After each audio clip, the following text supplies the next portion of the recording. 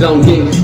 triple R घूमने को आना जिसने और अफिया भर डारियां के पीछे मिले अच्छा वाटरफॉल नाड़ी बल हाँ पत्थर बल कुदरत का राज रब ने है रखा जहाँ अपना ही हाथ साथ मेरा पास उसके यहाँ बिजी टॉप घूमने को जाते जहाँ बहुत सारे लोग मिलता है मजा जहाँ नेचुरल हवा का ठंडा पानी साफ यहाँ शुक्र खुदा का आ जाओ ना घूमने फिर देरी किसे बात की होशिया की ब्यूटी भी तो देखनी है बाकी बैग वाली मस्ती यहाँ लस्सी मिलेगी मौज से भरी यहाँ मस्ती मिलेगी एक मील दूर के पे बैठ के मैदान जहाँ दाएं बाएं देखो तुम्हें जन्नत मिलेगी पोल्यूशन से दूर तुम्हें सहमत मिलेगी छोटा बड़ा गिनवेयर दोनों ही जान जहाज अड्डा खाम वो अभी भूल मत जाना व्यू पॉइंट अखरवारी सबसे पहले आना हिल टॉप ब्रह्मन में घूमने को जाना आओगे जब घूमने तो फैमिली को लाना घूमने को आना जिसने और अफिया बात डारिया के पीछे मिले अच्छा वाटरफॉल नाड़ी बल पत्थर बल कुदरत का राज रब ने है रखा जहाँ अपना ही हाथ घूमने को आना जिसने और अफिया बात